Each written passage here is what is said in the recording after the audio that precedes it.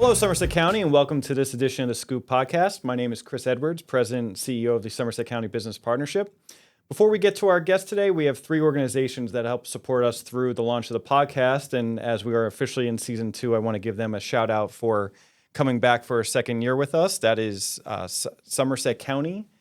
Thank you so much for your investment, along with Unity Bank and Techie Geek, who we'll hear from more in a little bit. So I want to thank you so much for your support. And if there's any businesses out there looking to utilize some more video services, not only do we have the Scoop podcast and our tourism podcast, The Heart of New Jersey, but we're also opening up our podcast studio for our members to be used if there's special projects, or even if you want to come in and just cut commercials.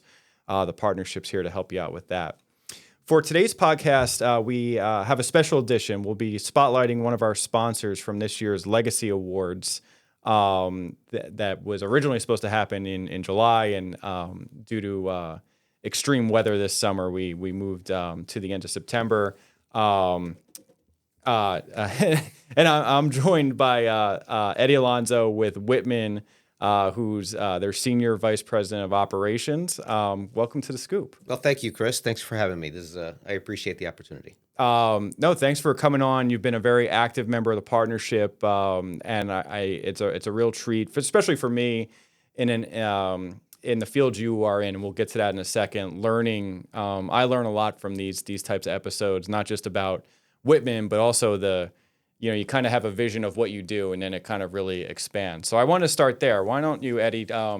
For our audience who might be unfamiliar with Whitman, the engineering world, and well beyond that, why don't you give us the 10,000-foot view of what Whitman does?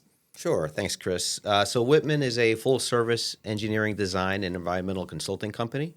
So what does that mean to everybody? That means that we have the ability to provide construction plans if you have a site that needs to be developed, or renovations to an existing building, or expansion to a building, or replacement of equipment.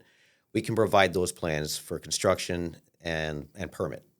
And also on the environmental side, we have LSRPs on staff, we have environmental technicians, we do asbestos and lead, and we take care of everything underground storage tanks, remediation, anything like that having to do with the DEP, we can help out with.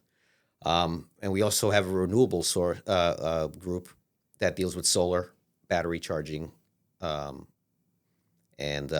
electric vehicle charging stations, stuff like that. So we kind of have a lot under our roof, but we feel it's good for everybody and for the community. Yeah, and that's one of the things when I go to your website or when we talk offline, you're in a lot of different verticals.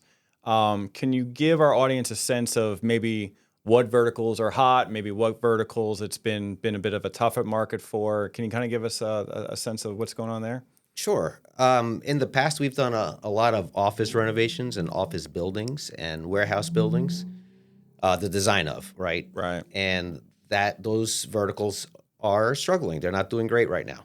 So what has been doing better is multi-tenant residential buildings, apartment buildings, mixed-use buildings where they have commercial on the ground floor, apartments above. Those are still hot. So we still have a lot of proposals pending and working on some of those projects now. And the medical field, anything with imaging centers or medical office, dental offices, things like that. Those are still hot. Those are still out there, and a lot of work happening with that. Yeah, and that's certainly good news to hear. It's certainly in an economy. I think there's really, I don't think there's a town in New Jersey you can't go through and see, retail fronts or maybe some commercial office buildings that have vacancies, but then you see right down the street multi-tenant facilities coming up right behind it, and you can see that change in the market in real time. And one of the things that probably crosses all your verticals, obviously, is your commitment, Whitman's commitment to sustainability. So for those who don't know, Whitman has been was one of our founding sponsors for the Legacy Awards, and it came out through recognizing one of our other members' commitment to sustainability. So can you just talk about, obviously in a broad sense, your commitment to sustainability, but when it comes to, especially, you just think about some of those under the ground projects, everything that goes into making sure that you're being as sustainable of a business as you can be. Well, and And I think all parts of our business have a sustainability part, Right. right, for everything. So from our environmental, obviously, we have to clean up some of our sites, whether it's working on some Superfund sites or just, cleaning up a gas station that's going to become something else, Right. right? We do the sampling, we do the testing, and we get those ready per DEP standards to be built on properly. And then once the building is going up, our engineers put together the construction plans, and all of that has to be based on the latest in the building codes, specifically the energy code. So all that, and New Jersey is one of the more stringent in terms of the energy codes that have been adopted, that we have to stick to that. Right. Otherwise, you're not going to get your permit. So, and that means specifying the latest in efficiency of equipment, lights, usually LEDs, all the controls in place to save energy. And at the end of the day, save some dollars on your utility bills as well. Yep. And then we also have a strong solar and renewables group. So we've done, megawatts and megawatts of solar design across New Jersey and other states, for that matter, that participate in green energy, and that's going to be the name of the game, right? Especially with the utility bills getting so high. Yes. Yep. A lot of people are going to be more and more reliant on that. And then we're getting into other things too, like energy, like battery storage, EV charging stations. It's all part of the master plan, right? Yep.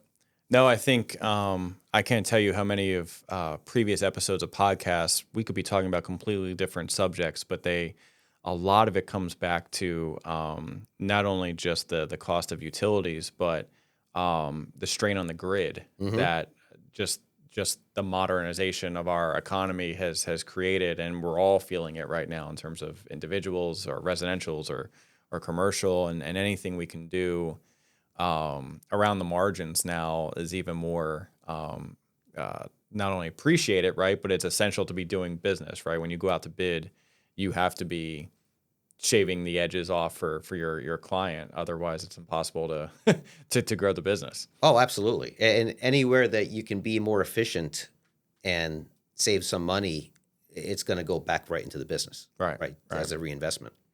Yep. And I think that's a perfect segue because we're kind of expanding it out to our membership. Can you talk about when you're networking at a chamber event, when you're at the Legacy Awards, what are the type of leads that you're looking for in partnerships with members or members that would make an ideal partner for Whitman? So I'm always looking to meet business owners, specifically now, like industrial, like manufacturers or medical, anything in the medical field, because they're always looking to do either an expansion or replacement of equipment. So we can help them with all that.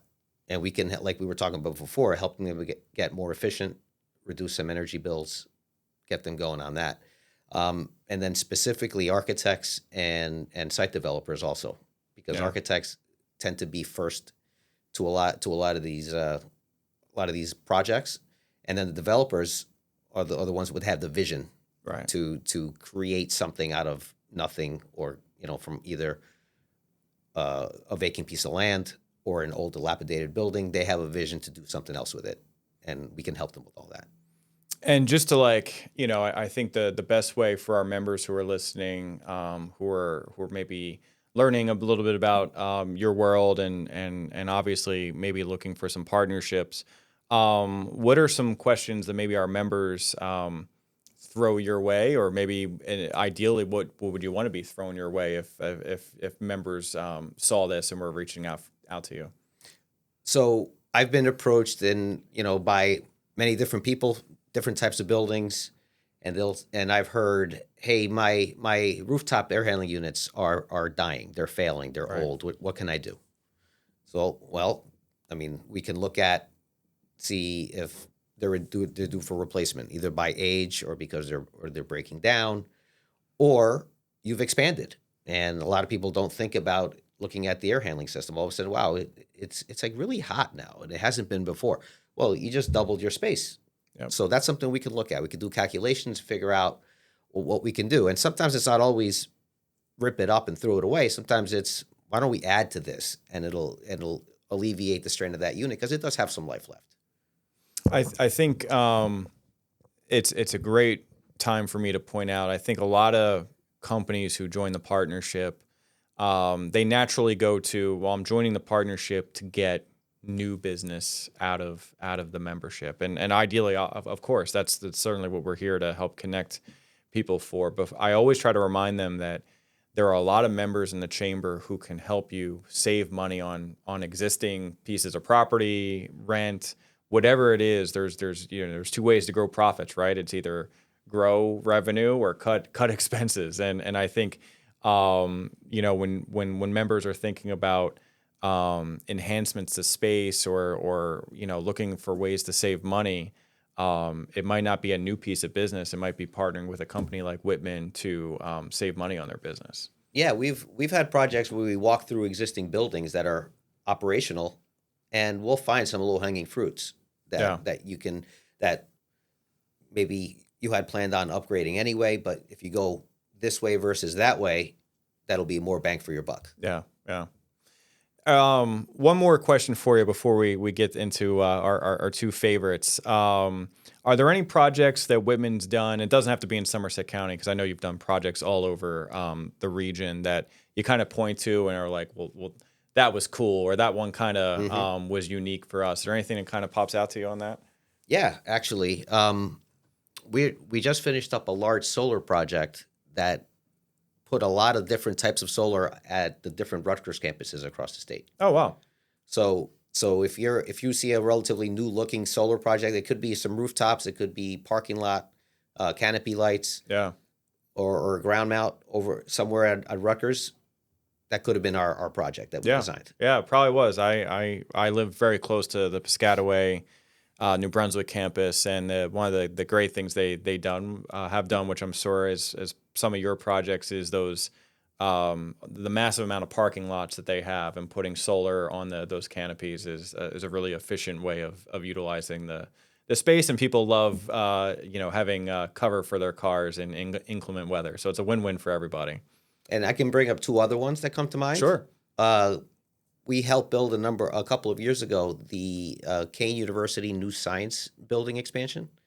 State of the art, very flexible space, for academia, but they also want to use it for research. So, and it stands prominently right at the entrance, right on Morse Avenue. Okay. Over there in Union. And the other one comes to mind, which is a really cool project to be a part of. It's called New Concepts for a Living. They're in Paramus. And they bought an old Barnes & Noble 2-story retail building, and they converted it to an adult daycare facility. So licensed facility, and it's really good people that are running it, and it's a good cause, obviously. Yeah, yeah. And it won some state awards too, because they're flaunting it, because it's a great facility that they put together. Yeah, it's one, obviously that's tremendous that you were able to do that, and it must have been a great feeling, kind of knowing what that project was going to be able to do when it was completed. But also the innovation there of, we all know about the state of big box retail and places like that, and the last thing any town wants is those spaces to be vacant for a long period of time. So. I think any way you can be innovative and really reuse that facility for the betterment of the people who live in that area is a huge win. So that's a very cool project. Yeah, I think so, and our team is very proud of it. Yeah, that's awesome. So we're gonna wrap up with our two favorites, but before we challenge Eddie to that, I have an ad from our friends at Techie Geek, your trusted IT superheroes. They specialize in keeping businesses connected, secure, and thriving. From advanced cybersecurity to seamless cloud solutions, Techie Geek has you covered. Visit techiegeek.com or check them out on socials at Techie Geek to see how they can power your business forward. Thank you, Techie Geek, Unity Bank in Somerset County. Eddie, as you know, our tradition here of getting people out, and I mentioned to you before we started, we've had people use these as ways to kind of network down the road of, hey, I saw it on your podcast and I love that place you picked and stuff. So our two favorites that we always go out on is, do you have a favorite place to eat in Somerset County? Yeah, there's a few. There's a few. There's a small, it's an Italian place in Bridgewater that we like to frequent a lot. We eat there. We take takeout there. It's called Toscana's. It's right on Route 28. It's really good food, really good. They're super fast. Food's always been really good to us there. Awesome. Awesome. And And do you have a favorite recreational activity in the county? Golfer or well, sort of. yeah. So I have a very active 13-year-old boy that we need to keep busy. So we recently went to to Franklin Colonial Park where they have the mini golfing. Yep. And they have the pond with the ducks. Yeah. With the The duck boats, with the yeah. paddle boat. Oh, Yeah. we had a really good time there. Yeah. So I would do a shout out for them. And this past August, it's been a couple years since we've been there, but the 4-H fair Yes. in Bridgewater over there on North Branch Park was really cool. Yeah. You Nope. I got over the first night of the 4-H fair with I got two young boys, and it was probably the first year I felt like, and they had such bad luck with weather. Mhm. It was either raining or very humid, and this was like the perfect. It almost felt like fall-like weather. There was very cool nights, and they just do a tremendous job over there. It's so much fun. I'm sure your family enjoyed all the different live activities for kids and adults, and it's a really cool time. Yeah, my brother came with his family. He has 3 young kids, all under 5, and they had a tremendous time. Yeah, no, that's awesome. And my son, he's a little out of it now, but he had an obsession with mini golf for like a year, and it was such a pain to down the shore when we go on vacation, and we said as soon as those opening hours start up for the Colonial mini golf in the summer, we were there. And it's perfect, and it's way cheaper than some of these other mini golf places around. So 2 great picks. I'm glad I think you were the first one to bring that one up, and that's a really good activity. So Eddie, thank you so much for joining us on this edition of the Scoop podcast and Somerset County until we upload again. Thanks, Chris.